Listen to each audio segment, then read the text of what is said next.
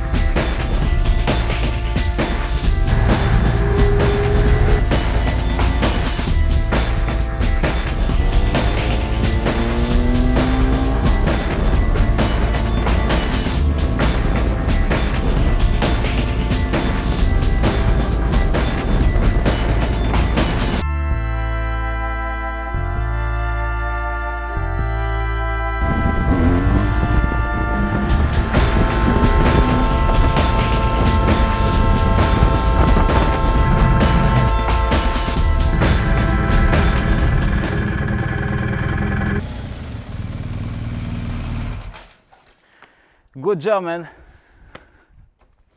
How was it? Yeah, wait a second, because first of all, you got to tell me more about these bikes and about how they ride on the racetrack. So take off your helmet. What do you want to know? Everything. Everything about these bikes on the racetrack. Let's start with the engine. It was a big surprise actually, because never gave them a chance on track. They are big adventure bikes, heavy bikes. They are sour to ride on this kind of asphalt with this kind of tires, but They are phenomenal. You won't believe it. They were very fast. They felt very fast. A lot of torque, a lot of power, a lot of lean angle from them. I was scratching my knees, as you can see, Wow. with this adventure bike. So this is That's insane. amazing with the street tires. Yeah. So you have a quick shifter, auto blip, everything that you need: traction control, ABS. So your safety is at a high level. But the most important, I had some disappointments with the BMW, because every time I switched to the gearbox a bit harder, a bit revved up, it didn't want it to go in the gear, so I had to press it harder. On the other hand, the KTM works like magic. The blipper, it's almost like on a race bike. Do you have quick shifter on the GS? Both of them have quick shifter and auto blipper, so you can go to the gearbox without pressing the clutch, but the KTM works very good. This one from the BMW, it's not that refined. I don't know what's happening, because on street it works okay-ish, let's put it like that, but on a harder pace it lacks the control about. The engine, how does it feel? Because this new ShiftCam system, I know it's fantastic, we liked it a lot, but how does it feel compared to the KTM V-twin? It feels very good. It feels good, actually. Pushes a lot. It's like a train. You have a track and you go on it. It's a bit more flat than the KTM. The KTM pulls a bit harder after 6,000 RPM. It feels a bit like a race bike, the KTM, you know. So every time I was pulling the throttle to the maximum, the bike still gave me the power. So this is a very good thing. Instead, the BMW had some points in the gear that was topping up. So I reached at some point, I was looking in the dash, I reached around 210 kilometers with the BMW, and with the KTM around 235 or something like that. Oh my god, that's a lot. So That's a lot. I think the gearbox is a bit longer on the KTM. Mm-hmm. And what about the suspensions? Oh, this is a very nice thing to observe right now, because the suspensions are very good on both bikes. You won't believe it, especially on the KTM. It's incredible. It feels very, very stable. You put it on sport, and the bike, it's just like my race bike back home. It sticks to the asphalt, no emotions over there. You have a lot of control, a lot of feel from the front end. Of course, it's a KTM. It's very twitchy when you twist the throttle. If you give it if you roll the throttle gently and work with the bike from a side to another gently, it will be like a magic carpet. The BMW doesn't have this issue. The BMW you can pull it very hard. You can do everything you want with it, and it will feel very comfortable and very stick to the asphalt. It's a bit more stable. It feels a bit more stable, even though you push it very hard. On the KTM, if you raise the pace and you try to switch the side a bit faster, the bike becomes a bit unstable, because every time you rev it up to the maximum in a gear and you switch direction, the front end lacks the feel, because I think it lifts a bit from the ground. Okay, so you have to have a better riding technique in order to get from the KTM. Yeah. You have to go around with your technique according to the KTM style. Because the KTM, it's a bike with attitude, so you should take it like that. Okay, the brakes? Very good brakes on both of them. They tend to fade, both on the KTM and BMW, after 10 or 15 laps.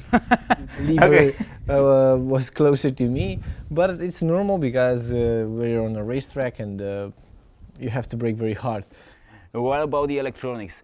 Did you feel the traction control? I didn't feel it. I was watching the dash at some point on the BMW and was bleeping, the traction control was bleeping, but I wasn't feeling that much of a trim from the traction control. But it blips more often than on the KTM. On the KTM, only on going out from a turn, while exiting, when putting the throttle down, 2 or 3 turns around this track, it blipped. So maybe this one is a bit more refined. So, are you ready? Yeah, tell me the times because I'm you made curious. me speak half an hour and now I need to know what happened. Okay, so first of all, this is let's say your home track. Yeah, You're yeah, yeah. racing, We here. have some experience on this track. Okay, Let's put it so like that. what is your time? What is the time with your race bike? I went like 1:45 with my BMW S1000RR. 1:45. 1:41.45. Yeah, 1 minute 45 seconds. Okay, so with the KTM, because it was the first one, Okay. you had 2 point something. 2 minutes Okay. and 4 seconds, your best time. Good. That's pretty good. 2.4, 2.6. So Around there, but I still can push it some more. Maybe with some tires I can go under 2 minutes with that one. I feel like that. what do you think about the BMW? It should be closer. It should be at least the same. Faster? I think it might be faster with a second or two. It might be. Okay. Because you don't get that much top speed, but you get a lot of power into the turns because the gearbox and the ShiftCam. So with the BMW, your best lap time was 2 minutes And 8 seconds. that's slow Yeah, compared to the KTM. yeah, This is the best one. the best one. And you also have 2 minutes and 9 seconds, I can't believe and that. a I was pushing shameful so hard 2 on the minutes and BMW. 12 seconds. I pushed it so hard. So 2.8 on this one and 2.4 on that one. So it's 4 seconds. 4 seconds between them. Yeah, but I can't believe that. It's incredible.